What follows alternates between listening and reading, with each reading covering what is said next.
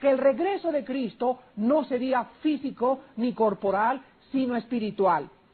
Según sus cálculos de Carlos Russell, Cristo había regresado en 1874 y el milenio había comenzado también en esa fecha.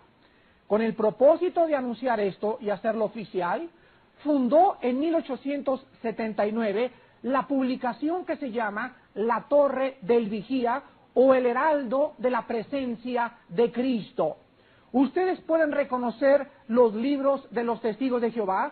Cuando veas por ahí un libro, abre la primera o la segunda hoja y del lado izquierdo vas a ver un sello que dice The Watchtower Society o la Torre del Vigía, Brooklyn, Nueva York. Si ustedes ven este imprimatur en el libro, pertenece a los Testigos de Jehová.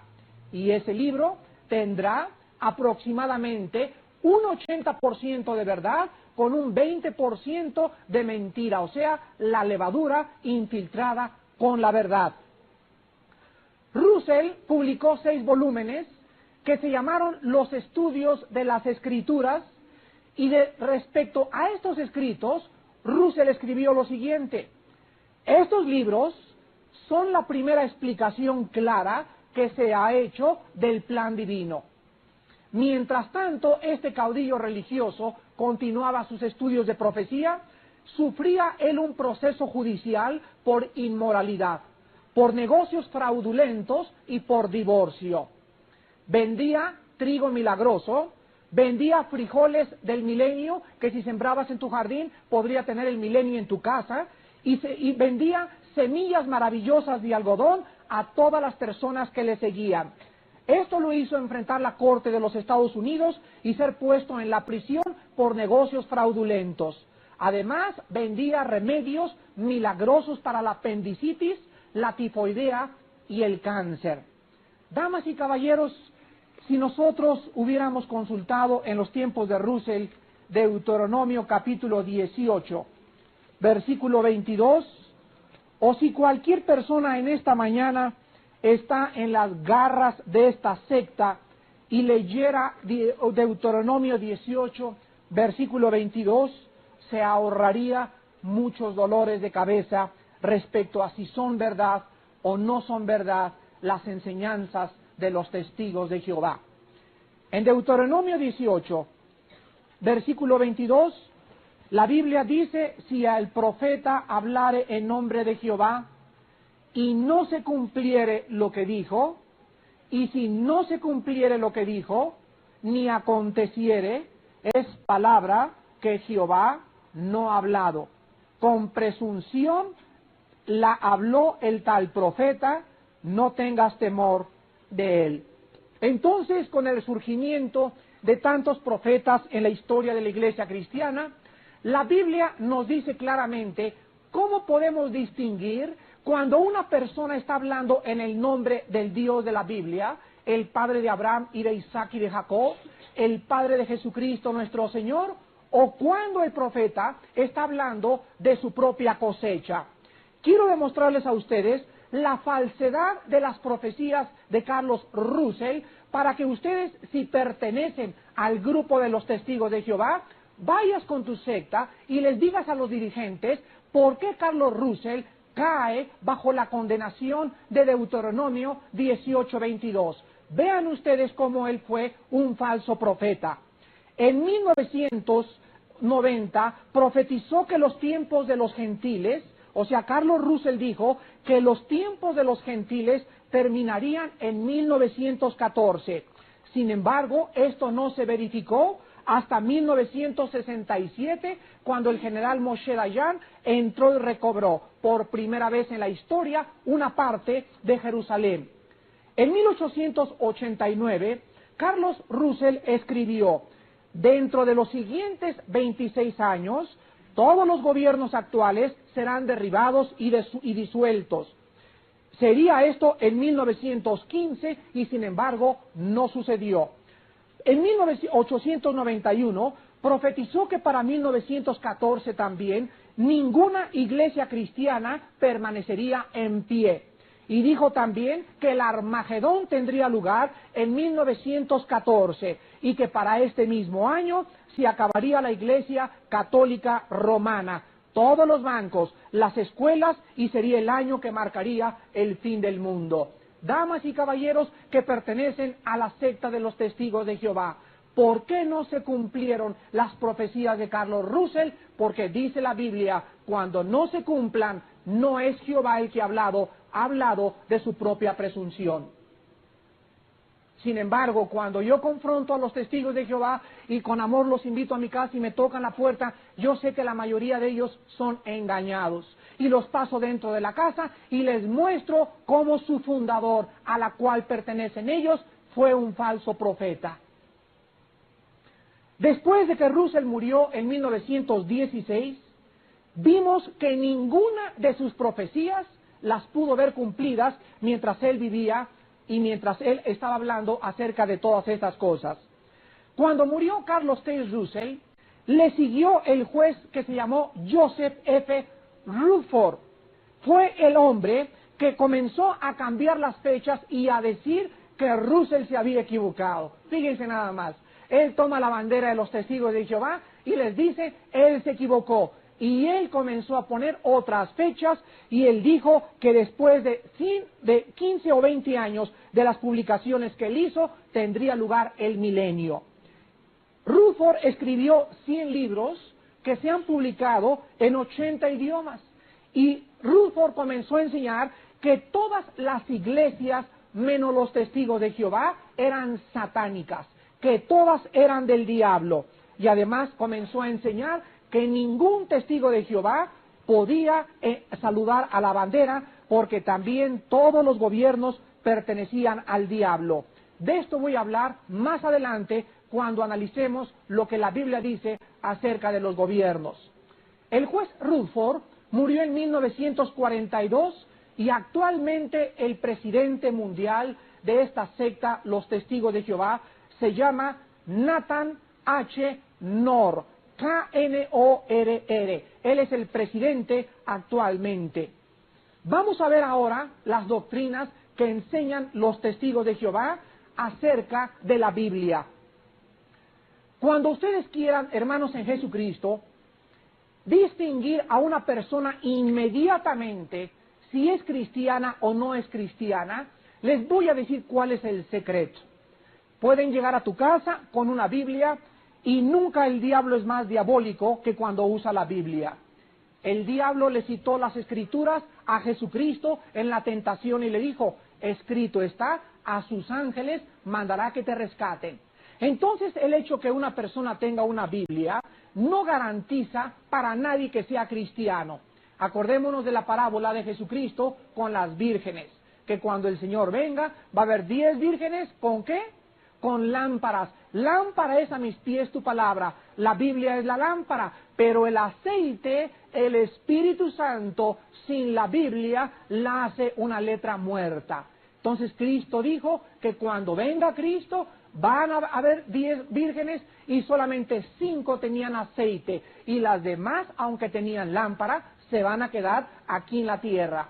¿Qué quería decir Cristo? Que cuando venga va a haber muchas personas en la calle con su Biblia debajo del brazo, pero sin el aceite, o sea, no han nacido de nuevo, no tienen el Espíritu. Estos son los sensuales, los que causan divisiones y los que no conocen la palabra del Señor.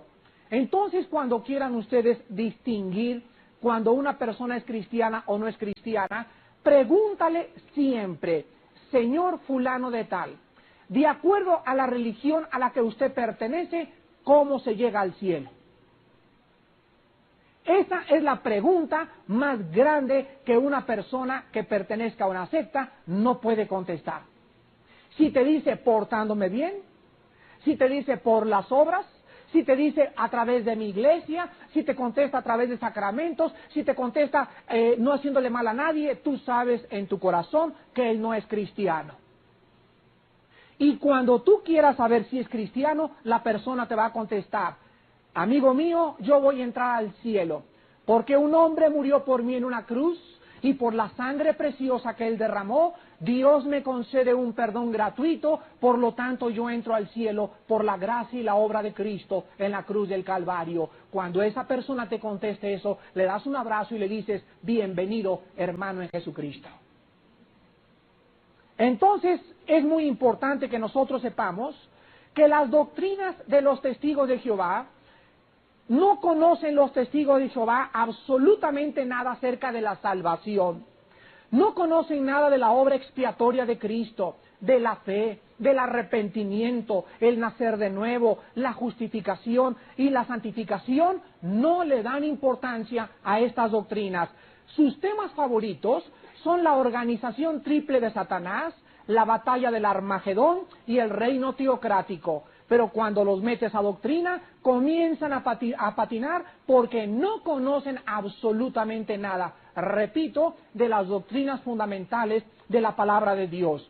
Vamos en primer lugar a estudiar lo que dicen los testigos de Jehová acerca de la Biblia. Los testigos de Jehová enseñan que la Biblia no se puede entender sin los escritos de la Atalaya, que la Biblia no se puede entender sin los escritos de Carlos Russell. Russell dijo que sus libros, los estudios de las Escrituras, eran igual que la Biblia.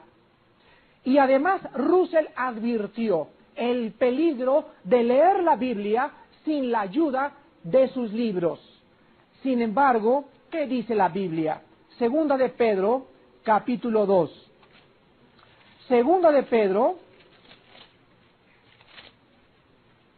Capítulo 1, segunda de Pedro 1, del 19 al 20.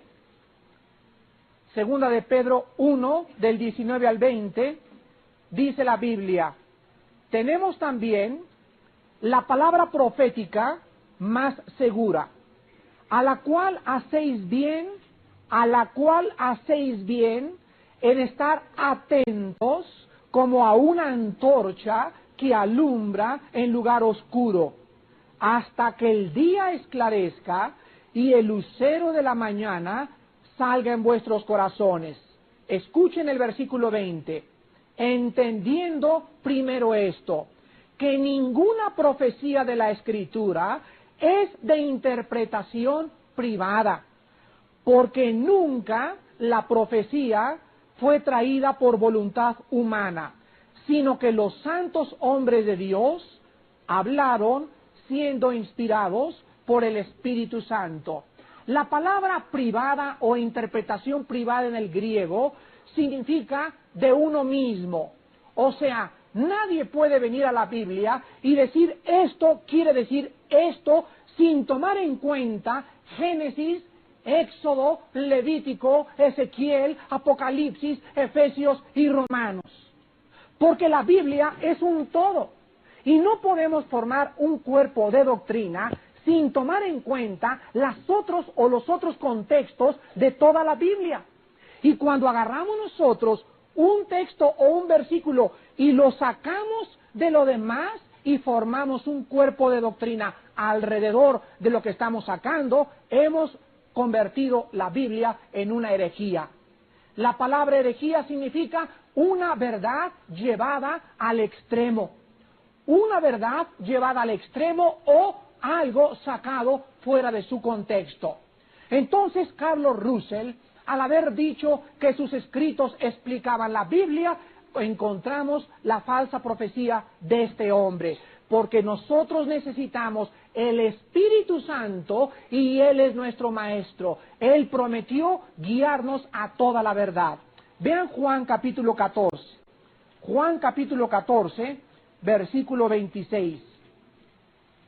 Y estas son palabras de Jesucristo. Juan 14, 26. Y dice Jesús: mas el Consolador, el Espíritu Santo, a quien el Padre enviará en mi nombre, Él os enseñará todas las cosas. No la Iglesia Romana, no Carlos T.C. Russell, no los testigos de Jehová. El hombre, para conocer los caminos de Dios y conocer la Biblia, necesita al Espíritu Santo. y cuando tú naces de nuevo y el Espíritu entra a tu vida, comienzan las vendas a caerse de tus ojos y comienzas a comprender las Escrituras. Y dice Cristo, Él os enseñará todas las cosas y os recordará todo lo que yo les he dicho. Ahora vean ustedes Efesios capítulo 4, versículos 11 y 12. Efesios 4, 11 y 12. Y escribe el apóstol Pablo, y él mismo constituyó a unos apóstoles, a otros profetas, a otros evangelistas, a otros pastores y maestros, a fin de perfeccionar a los santos para la obra del ministerio, para la edificación del cuerpo de Cristo. Entonces vemos que al mismo tiempo que el Espíritu Santo nos enseña las Escrituras, Dios levanta hombres que son maestros o predicadores, escuchen esto, llenos del Espíritu Santo y que puedan enseñar bajo la dirección del Espíritu Santo y en línea con la Biblia, la palabra de Dios. Por eso cuando nosotros asistimos a oír a un predicador, o si tú perteneces a una iglesia donde tú no checas lo que tu pastor o el predicador dice, eres culpable de apatía. Eres culpable de apatía. Y la apatía es solamente sentarte ahí atrás y platicar con tu vecino, no cantar, hacerle caso a lo que el predicador dice y jamás checar en tu casa las enseñanzas que has escuchado. Esto se llama apatía. El siguiente paso después de la apatía es la apostasía. Es cuando comienzas a abandonarte el camino y cuando no te importa si eso no es verdad. Y en tercer lugar, después de la apostasía viene la anarquía. Cuando vives como te da la gana. Cuando no te importa lo que el pastor dice ni lo que el predicador te enseña. Cuando has determinado formar tu vida conforme a tus propias reglas. Y creo que la iglesia de Cristo está llena de anarquistas. Personas que viven como les da la gana cuando saben lo que tienen que hacer. Vemos en segundo lugar la enseñanza de la Trinidad. Los testigos de Jehová enseñan que la Trinidad es una enseñanza pagana, que Dios no son tres personas, que Dios es solo Jehová. Enseñan que Cristo es un ángel mayor y que Cristo es el arcángel San Miguel. Que el Espíritu Santo no es Dios, que el Espíritu Santo es la fuerza o el soplo de Dios, pero que no es una persona. ¿Qué dice la Biblia? Génesis capítulo 1, versículo 26. Vamos en primer lugar a ver en la Biblia, en la Trinidad, desde el origen del hebreo, señores testigos de Jehová, que van a escuchar este cassette o que van a escuchar estas palabras, a ellos les gusta mucho estudiar el hebreo, y por ahí es donde me gusta platicar con ellos, porque en el hebreo encontramos que Dios es una pluralidad, pero es la misma esencia en tres personas diferentes. En el Génesis capítulo 1, versículo 26, dice la Biblia, entonces dijo Dios, voy a hacer al hombre, eso dice, hagamos al hombre a nuestra imagen. ¿Por qué, señores testigos de Jehová, está Dios hablando en plural? Me contestó uno una vez, es que los ángeles estaban con él. Y yo le dije, lee Colosenses 1, porque los ángeles son seres creados. Cuando Dios hizo al hombre, consultó, ahí estaba Jesucristo, ahí estaba Dios el Espíritu y estaba el Padre, y los tres tomaron consejo y el universo fue creado bajo el consejo de las tres personas de la divinidad o de la Trinidad. La palabra Elohim que se usa aquí con Dios es la palabra hebrea que significa pluralidad en la unidad de la deidad. Veamos ahora Génesis capítulo 3, versículo 22. Génesis 3, 22. Y dijo Jehová Dios, he aquí el hombre es como yo. ¿Qué dice? el hombre es como uno de nosotros, sabiendo el bien y el mal. Señores testigos de Jehová, si quieren ustedes seguir sosteniendo la tesis de que los ángeles se refiere en Génesis 1:26, aquí es insostenible. Porque el ángel es un ser creado, no es omnipotente, no es eterno, no es omnisciente, ni tampoco puede estar en todos lugares al mismo tiempo. Vean ustedes ahora a continuación Génesis capítulo 11, para seguir arrojando más evidencias de la pluralidad del nombre de Dios en el Antiguo Testamento. Génesis 11, versículo 7.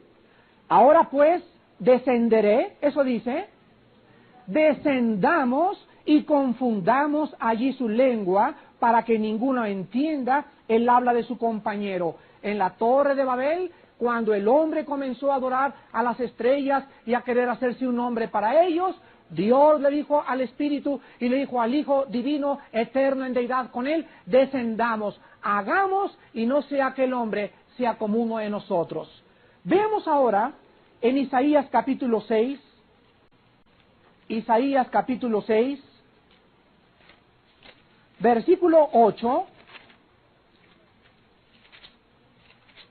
y dice la Biblia, Isaías 6, 8, dice la Escritura, después oí la voz del Señor que decía, ¿a quién enviaré? Escuchen, ¿y quién irá por mí? Dice, ¿quién irá por nosotros? Otra vez, ¿quién irá por nosotros? Involucrando a alguien más que él solo. Al mismo tiempo que Dios es un solo Dios, sin embargo, Dios, dice la Escritura, se manifiesta en tres personas. El Hijo es Dios y el Espíritu Santo es Dios. ¿Cómo podríamos ilustrar esto en una forma más clara? Creo que la forma que me ha gustado más para ilustrar la Trinidad ha sido la fórmula del agua. El agua se compone por dos átomos de hidrógeno por uno de oxígeno, H2O. Sin embargo, el agua se puede manifestar líquido, sólido y en gas. Cuando yo tengo un pedazo de hielo es H2O, cuando tengo el agua líquida es H2O, y cuando lo tengo en gases, también, muy bien, es la misma esencia manifestada en tres condiciones físicas. Así es la Trinidad. Es un ejemplo muy pobre porque es algo que sobrepasa el entendimiento, pero la Escritura nos enseña que Dios es Dios, el mismo Dios en las tres personas. El Espíritu Santo es Dios, el Hijo es Dios y el Padre es Dios. Ahora vean ustedes Mateo capítulo 28, para pasar al Nuevo Testamento. Mateo capítulo 28, y veamos cómo el Señor Jesucristo ordena el bautismo. Mateo 28, versículo 19, y dice el Señor Jesucristo, por tanto, id y haced discípulos a todas las naciones, bautizándolos solamente en el nombre del Padre. ¿Eso dice?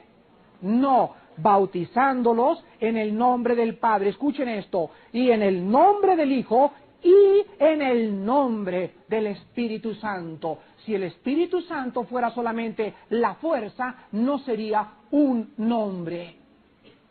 Vean ustedes ahora 2 de Corintios capítulo 13, 2 de Corintios 13, versículo 14, 13, 14, donde encontramos también a la Trinidad manifestada en la bendición de Pablo a la iglesia de Corinto. 2 de Corintios 13, 14. La gracia del Señor Jesucristo, el amor de Dios y la comunión del Espíritu Santo sean con todos vosotros. Amén. ¿Cómo podría yo tener comunión? Es la palabra griega koine, que significa compartir algo en común. ¿Cómo puedo yo compartir algo en común con la fuerza o con una cosa intangible que no fuera una persona?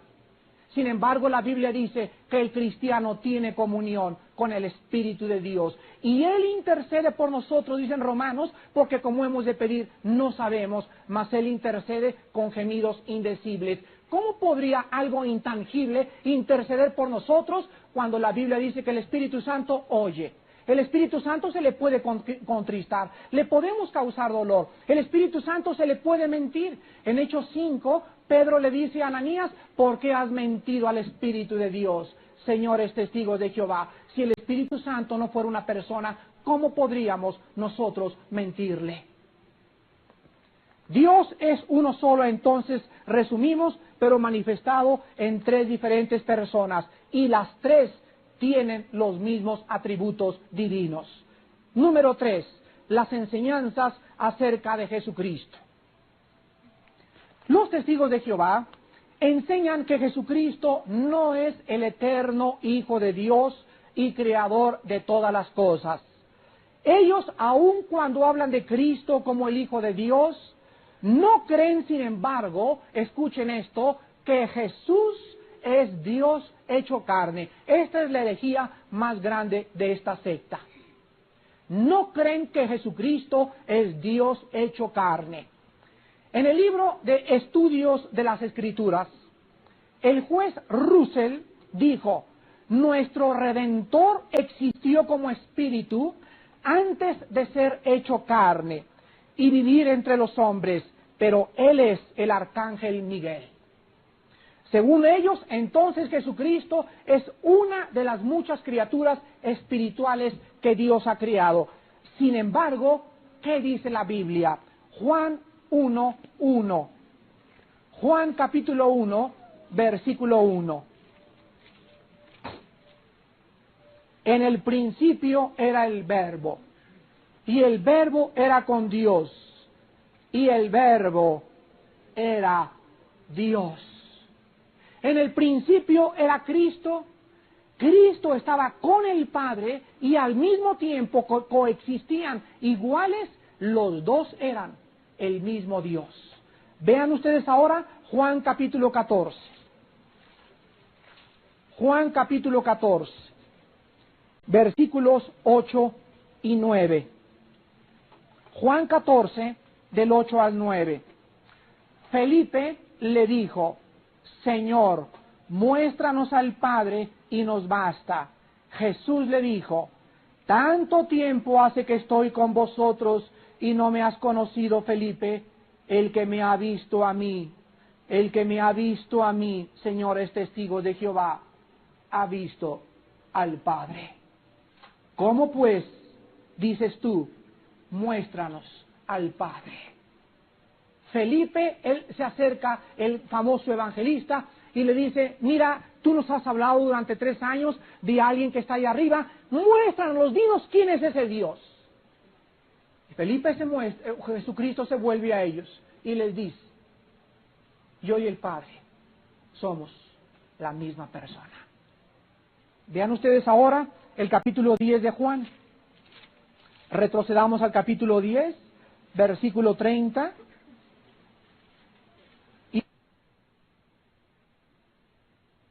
Emmanuel, que traducido es Dios con nosotros.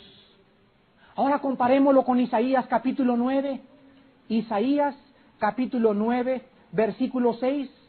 Nunca jamás cuando he confrontado a un testigo de Jehová me ha podido contestar esto.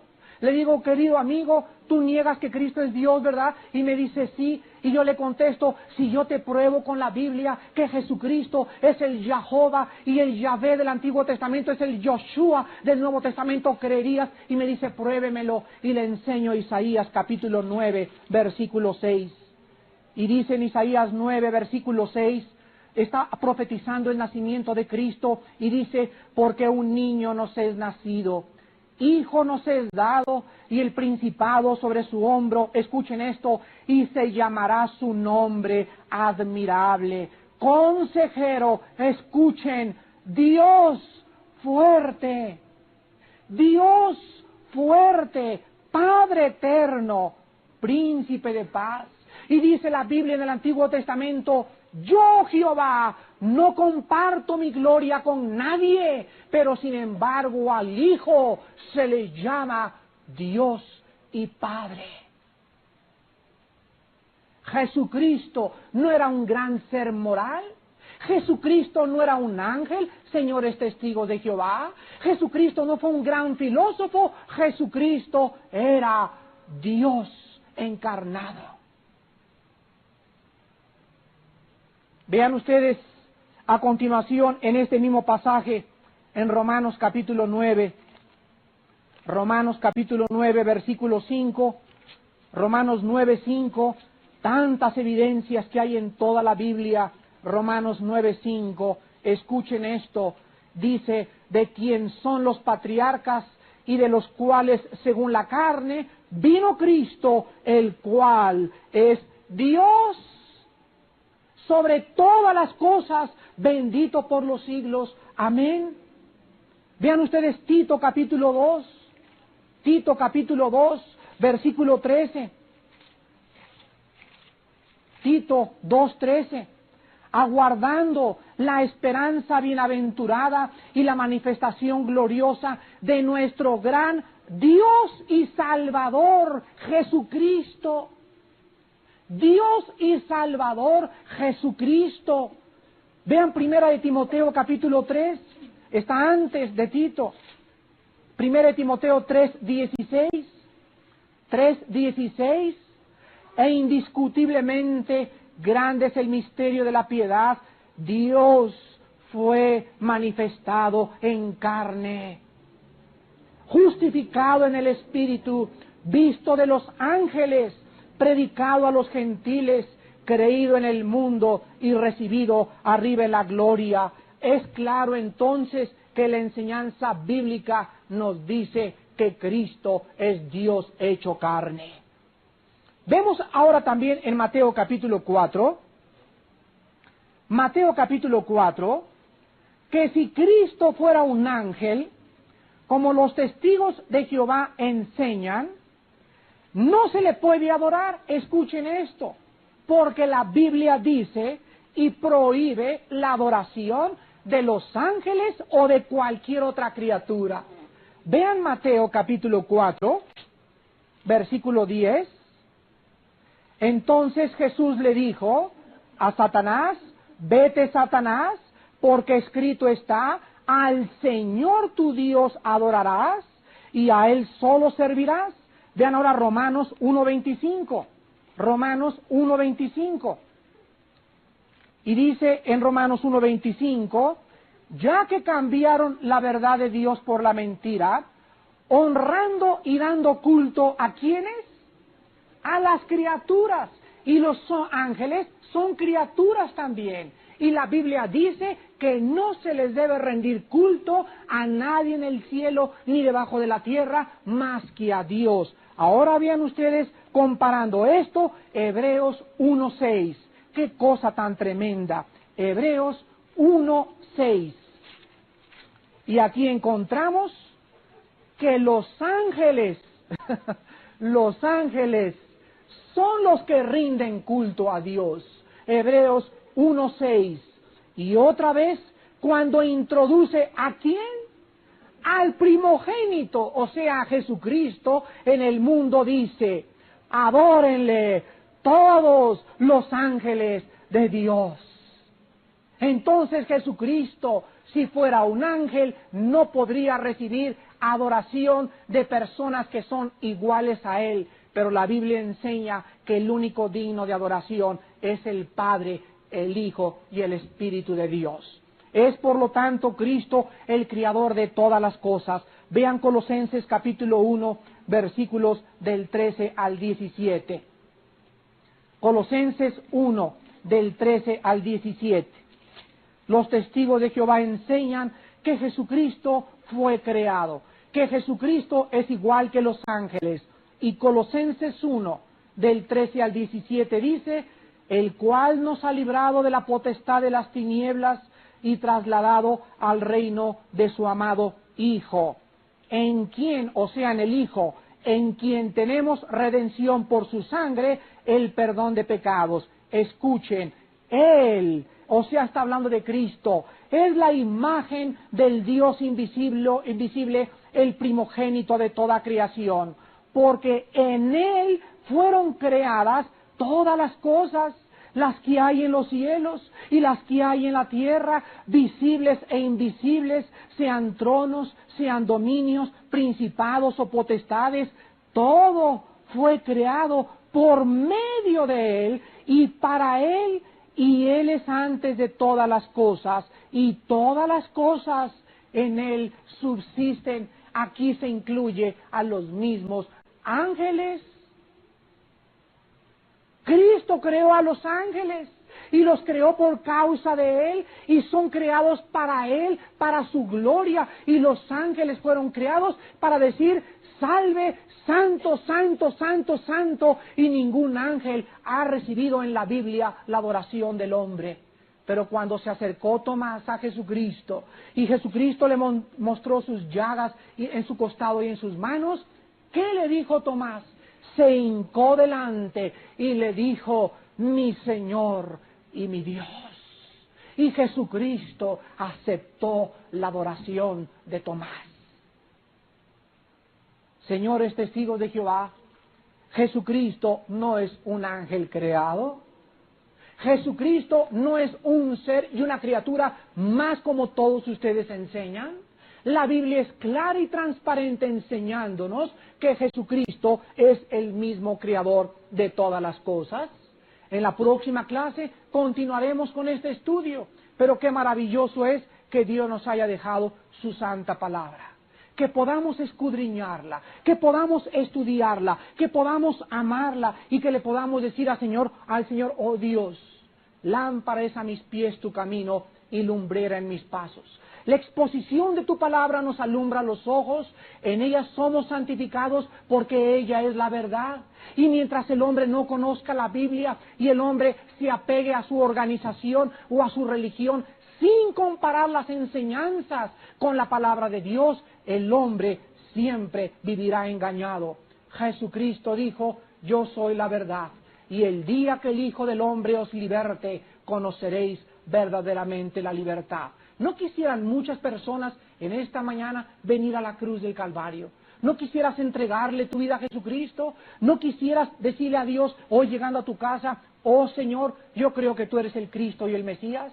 No me importa quién tenga o no tenga la razón, yo quiero saber la verdad de ti. Quiero abrir la Biblia y quiero que tú me enseñes y que me muestres si he vivido engañado hasta este momento. Y dice la Biblia: tú me encontrarás porque tú me buscarás con todo tu corazón y con toda tu alma. Inclinemos el rostro. Vamos a continuar en esta mañana con nuestro estudio acerca de los adventistas o sabáticos. Adventistas o sabáticos, y para que sea un nombre más moderno, fariseos o judaizantes del siglo XX. Porque esta secta trata de imponer cargas que ya no existen.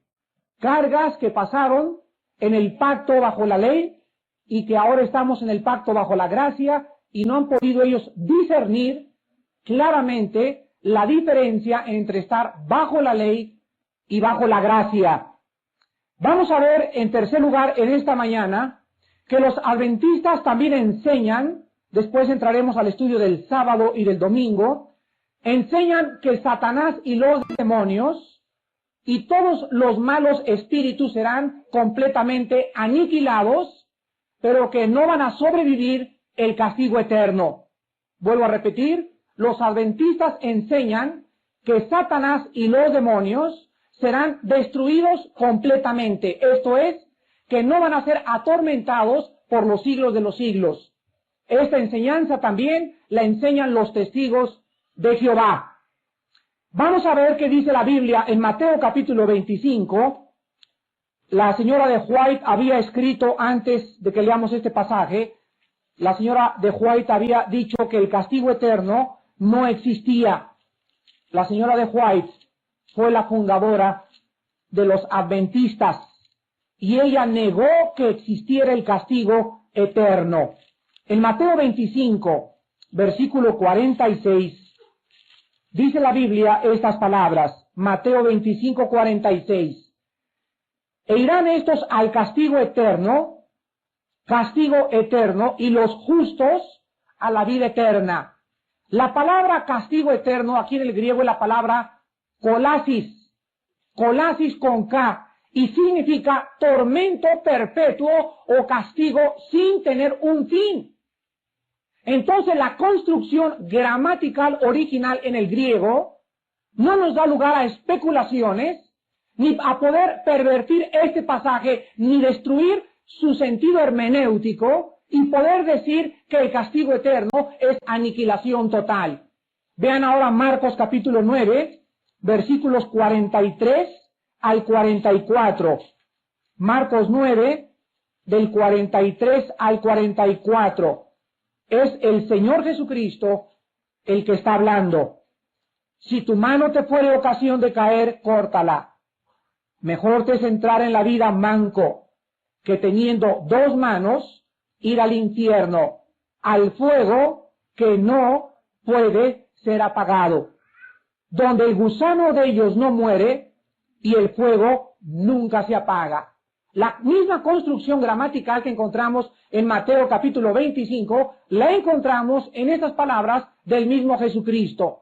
Él enseñó claramente que el castigo en el infierno o en el lago de fuego no es aniquilación total, sino es permanencia consciente por todos los siglos de los siglos de los siglos. Nosotros podríamos imaginarnos que si le agregamos a este uno más o menos todos los ceros que podamos tener y podemos llenar todo el pizarrón con ceros, podemos darnos una idea de lo que significa por los siglos de los siglos de los siglos de los siglos de los siglos. Gracias. Entonces la Biblia nos enseña claramente de que no hay tal cosa como destrucción final, sino es un castigo o un tormento por todos los siglos de los siglos de los siglos. También encontramos en Apocalipsis capítulo 14, versículos del 10 al 11, que la Biblia nos enseña y nos dice que Él también beberá del vino de la ira de Dios, que ha sido vaciado puro en el cáliz de su ira, y será atormentado con fuego y azufre delante de los santos ángeles y del Cordero.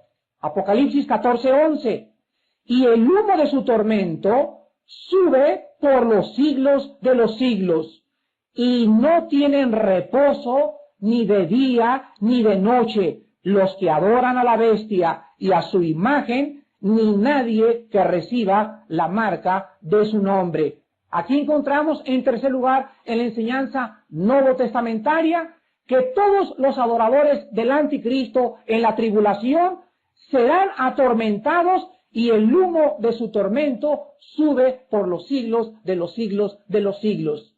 Y la Biblia nos enseña muy claramente que jamás en la eternidad tendrán descanso. Ahora vean ustedes Apocalipsis 19:20 y lo vamos a comparar con el capítulo 20, versículo 2 y versículo 7. Me imagino que todos tienen lápiz y pluma en estos estudios. Apocalipsis 19, versículo 20, dice así: y la bestia fue apresada, y con ella el falso profeta, que había hecho delante de ella las señales con las cuales había engañado a los que recibieron la marca de la bestia y habían adorado su imagen. Estos dos fueron lanzados vivos dentro de un lago de fuego que arde con azufre. Vamos a compararlo con Apocalipsis 22. Y prendió al dragón la serpiente antigua, que es el diablo y Satanás, y lo ató por 1000 años. Versículo 7. Y cuando los 1000 años se cumplan, Satanás será suelto de su prisión. Aquí encontramos que el anticristo y el falso profeta ya estaban por 1000 años, ¿en dónde? En el lago de fuego y azufre. Entonces viene Dios y saca después de 1000 años a Satanás del lago de fuego y azufre y lo vuelve a permitir que ande durante 1000 años suelto en la tierra y después lo vuelve a lanzar. Vean ustedes Apocalipsis 20:10. Y el diablo que los engañaba, o sea, después de los 1000 años, fue lanzado en el lago de fuego y azufre, donde estaban se fijan en esa frase, donde estaban la bestia y el falso profeta. O sea que cuando el diablo es soltado y echado en el lago de fuego, ya habían estado 1000 años ahí, el anticristo y el falso profeta. No fueron destruidos, no fueron aniquilados, permanecieron conscientes en este estado de tormento durante 1000 años. Entonces la Biblia es muy clara acerca de que no hay tal cosa como aniquilación o destrucción. El humo de su tormento subirá por todos los siglos de los siglos de los siglos. En cuarto lugar, los adventistas o los sabáticos o los judaizantes del siglo XX enseñan que el sábado es el día del reposo y no el domingo. Elena de White escribió: todos aquellos que observan el día del reposo, el primer día de la semana, o sea, el domingo, tienen la marca del anticristo. En otras palabras, ahorita todos nosotros, de acuerdo a Elena de White, tenemos ya la marca de la bestia, porque no adoramos ayer, sino adoramos el primer día de la semana. Vamos a ver profundamente qué enseña la Biblia acerca de cuándo se debe de adorar. ¿Por qué adoraban en el Antiguo Testamento el sábado o el sabbat, que significa en hebreo día de descanso? ¿Y por qué cuando la ley fue crucificada con Cristo en la cruz, ya no existe ahora un día de reposo, sino existe el primer día de la semana y no es obligatorio? Porque ahora ya en Cristo Jesús todos los días son santos. Vamos a ver en primer lugar en el Génesis capítulo 2. Vamos a ver en primer lugar que el sábado o el día del reposo es algo que Dios santificó. Dice Génesis capítulo 2, versículos del 2 al 3. Y acabó Dios en el día séptimo la obra que hizo, y reposó el día séptimo de toda la obra que hizo. Y bendijo Dios al día séptimo, y lo santificó, porque en él reposó de toda la obra que había hecho en la creación. Aquí encontramos entonces que la Biblia nos enseña que desde el principio de la creación, Dios santificó y puso aparte el día séptimo. Pero, desde el día de la creación hasta el día de Moisés, durante 2500 años, Dios no obligó a guardar este día. No encontramos en 2500 años que ningún judío haya reposado el día séptimo. Ahora veamos el libro de Éxodo y encontraremos que cuando se les dan las leyes a los judíos, cuando se les entregan por mano de Moisés a los judíos, en las leyes se encontraban estas palabras, por primera vez desde el tiempo del Génesis. Éxodo 20, del 8 al 11. Acuérdate del día de reposo para santificarlo. 6 días trabajarás y harás toda tu obra, mas el séptimo día es reposo para Jehová tu Dios. No hagas en él obra alguna, no hagas en él obra alguna, tú, ni tu hijo, ni tu hija, ni tu siervo, ni tu criada, ni tu bestia, ni tu extranjero que está dentro de tus puertas. Porque en 6 días hizo Jehová los cielos y la tierra, el mar y todas las cosas que en ellos hay, y reposó en el séptimo día. Por tanto, Jehová bendijo el día de reposo y lo santificó.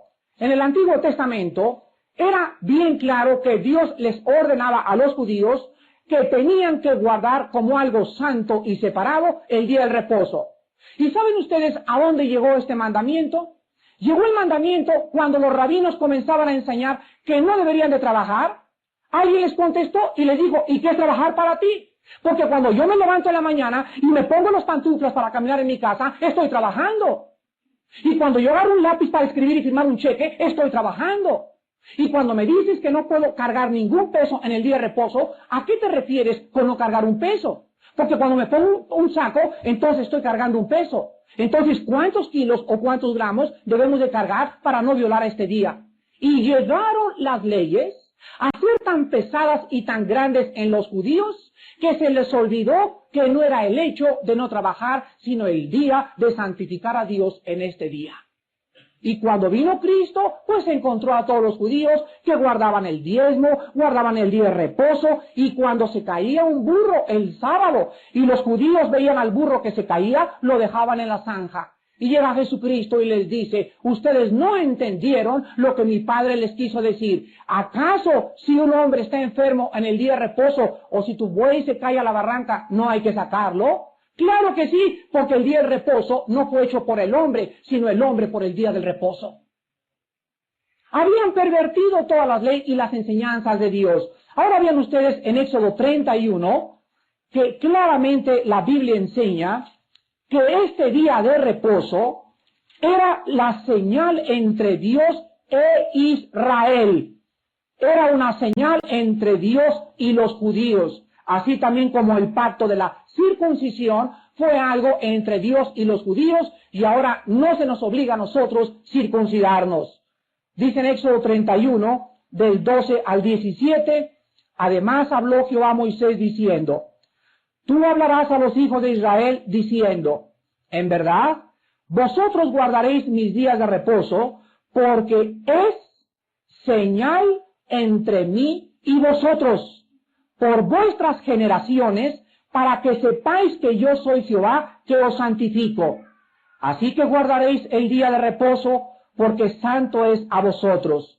El que lo profanare, de cierto morirá, porque cualquiera que hiciere obra alguna en él, aquella persona será cortada del medio de su pueblo. 6 días se trabajará, mas el día séptimo es día de reposo consagrado a Jehová. Cualquiera que trabaje en el día de reposo, ciertamente morirá.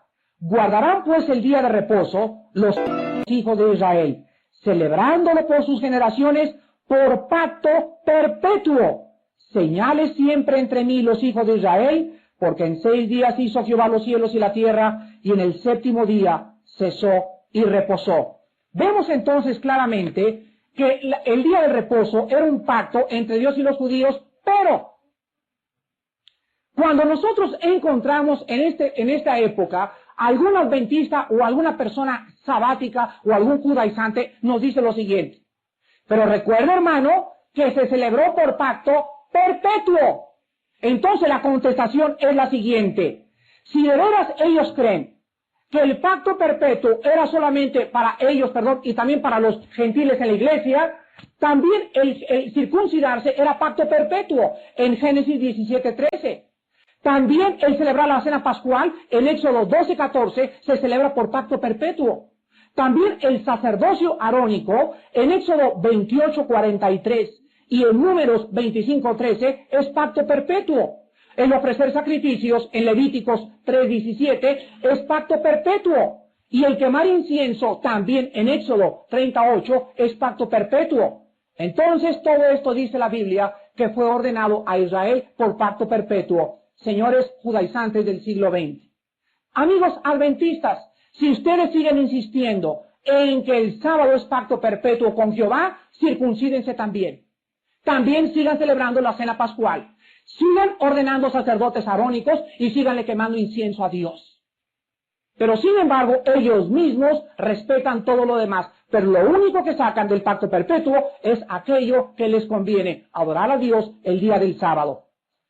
Los adventistas enseñan entonces que el sábado es ordenado a Dios por Dios como pacto perpetuo. Pero sin embargo, la Biblia nos muestra que todo esto pertenecía a algo que era una sombra de aquello que había de venir. La expresión pacto perpetuo quiere decir realmente que había de tener vigencia durante todo el tiempo que estuviera en vigor el pacto de la ley. Pero todas aquellas ordenanzas llegaron a su fin. Los sacrificios, el quemar incienso, el sacerdocio arónico, el día del reposo, el ofrecer sacrificios, cuando Jesucristo clavó en él los decretos que había contra nosotros, y Jesucristo en la cruz del Calvario recibía todo aquello que nosotros jamás habíamos podido cumplir. Vean Colosenses capítulo 2, y encontramos en este pasaje la prueba conclusiva de que el séptimo día como día de descanso ha sido abrogado. Ha sido abrogado. Ningún hombre jamás, escuchen esto, ha podido formular jamás un argumento que quebrante la fuerza de la escritura que vamos a leer. Colosenses 2, del 10 al 17. Y vosotros estáis completos en él, que es la cabeza de todo principado y potestad.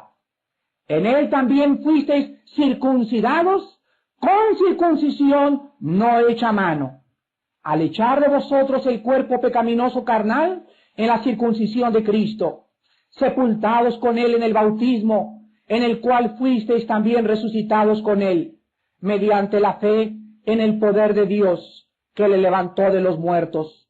Y a vosotros, estando muertos en pecados y en la incircuncisión de vuestra carne, os dio vida juntamente con él, perdonándoos todos los pecados, anulando el acta de los decretos que había contra nosotros, que nos era contraria, quitándola del medio y clavándola en la cruz, y despojando a los principados y a las potestades, los exhibió públicamente, triunfando sobre ellos en la cruz.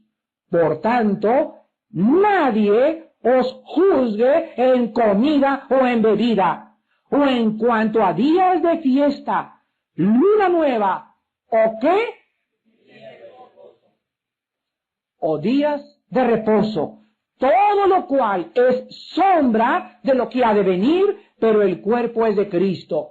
En este pasaje sacamos tres conclusiones. Número uno, la distinción entre comidas y bebidas limpias o inmundas es borrada para siempre. Ya podemos comer puerco, amigos que les gustan los tacos de trompa. Ya podemos comer carnitas y no es pecado comer puerco. Ya podemos comer camarones porque aunque no tienen escamas, ya está borrado todo aquello que pertenecía a la ley. Ahora, si los camarones te hacen mal y el puerco te hace mal, esto es otro asunto. Yo particularmente no me gusta la carne de puerco, no porque sea pecado. No me como un taco de pecado y digo, Señor, perdóname en el nombre del Padre, Hijo y del Espíritu Santo, me acabo de tomar 3 tacos de carnitas. No, porque no es pecado ya comer puerco, sino porque no me conviene. Todo nos es permitido.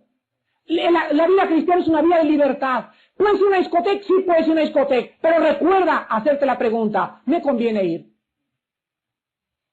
¿Puedo tomar una cerveza? Claro que puedo tomar una cerveza. Pero la pregunta no es si puedo tomármela. La pregunta es, ¿me conviene? ¿Podré tropezar a alguien al tomarme la cerveza? ¿Puedo tomar una copa de vino? Claro que sí. Cristo nos da libertad de tomarnos una copa de vino. Pero no es el hecho de tomarme la copa de vino, hermanos. Es el hecho de que si un débil en la fe se acerca y me ve a mí en un restaurante tomarme una copa de vino, mi conciencia está tranquila. Señor, tú sabes que solamente es una copa y me gusta con el chivito de la copa de vino. No es el asunto eso. El asunto es, no voy a hacer nada. Jóvenes, ¿pueden ir a las fiestas? Claro que pueden ir a las fiestas. Pero la pregunta no es si puedes, sino te conviene ir. ¿Quiénes van a ir? ¿Quiénes lo organizan? Hay muchachos incrédulos, es fiesta cristiana, no haré nada absolutamente que tenga alguna manifestación del mal. O a examinarlo todo, absteneos del mal. Vean ustedes Romanos capítulo 14. La segunda conclusión de este pasaje de Colosenses, antes de entrar a Romanos. Número 1, repito, la distinción entre comidas y bebidas limpias e inmundas es borrada para siempre. ¿Cuándo? Cuando Dios clava a Jesucristo en la cruz del Calvario y juntamente con Él clava todas aquellas leyes que les había dicho a los judíos que cumplieran. Aquí estaba el Señor y agarra a Dios todas las leyes que los dio a los judíos y que nunca cumplieron y las pone en la cruz y las clava. Y dice Dios, ahora Él cumplió todo lo que tú nunca pudiste cumplir, recíbelo en tu corazón y al entrar Él a tu vida, Él entra a cumplir la ley por ti. Aleluya, gloria a Dios. Si no comprendemos esto, seguiremos siendo esclavos de la ley. En segundo lugar, el pasaje de Colosenses nos muestra que el sábado de la creación y todo el ciclo de los sábados judaizantes, la luna, el día de luna, el séptimo mes de descanso, el séptimo año, son reemplazados, son totalmente quitados del medio y son reemplazados por el pacto de la gracia del Señor. Y en tercer lugar, la circuncisión de la carne que distingue a los judíos de nosotros los gentiles es quitada también de en medio. En Romanos capítulo 2, Pablo lo explica mejor y les dice a los judíos, cuando yo llegué al mundo, dice Pablo, hablando de Jesucristo, le contestaron a Cristo, nosotros somos hijos de Abraham, tenemos la circuncisión de la carne, tenemos la señal del pacto de Dios. Y se volteó Cristo y les dijo, hipócritas. Cristo les dijo, yo soy la luz. Y le contestaron ellos, tú la luz, pero si nosotros somos a quienes se nos dieron las ordenanzas y los cultos. Él nos está diciendo ciegos, y Cristo les dijo, porque dicen que ven, ahora son ciegos. Todos lo habían confundido los fariseos en el siglo cuando Jesucristo vino. Y cuando Jesús vino, les mostró entonces de que no era la circuncisión de la carne lo que valía delante de Dios.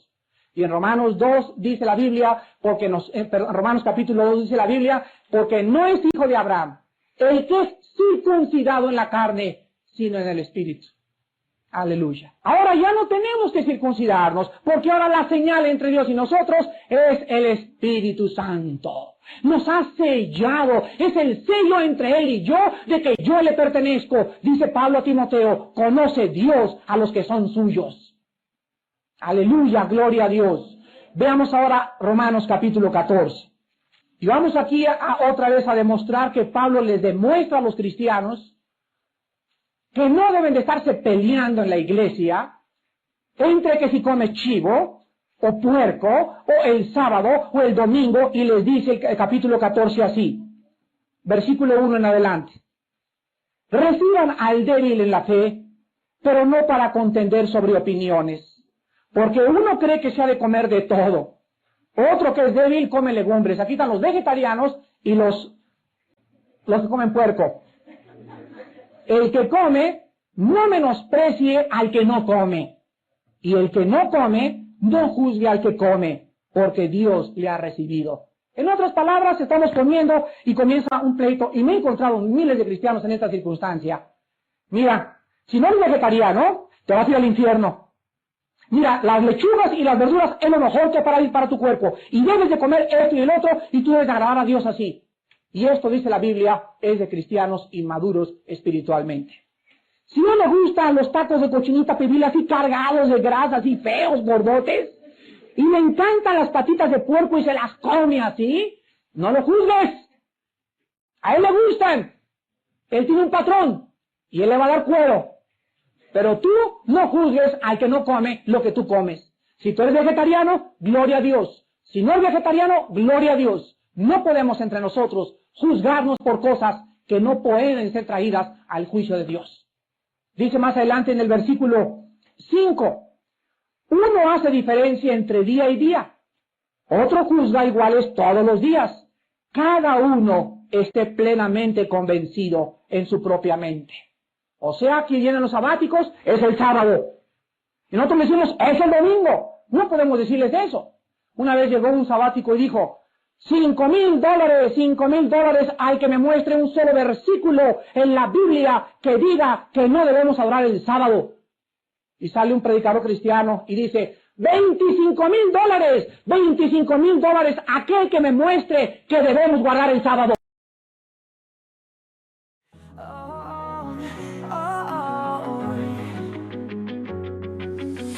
In the dark where shadows play, heartbeats echo in dismay. Lost the map to yesterday, words too sharp to ever say.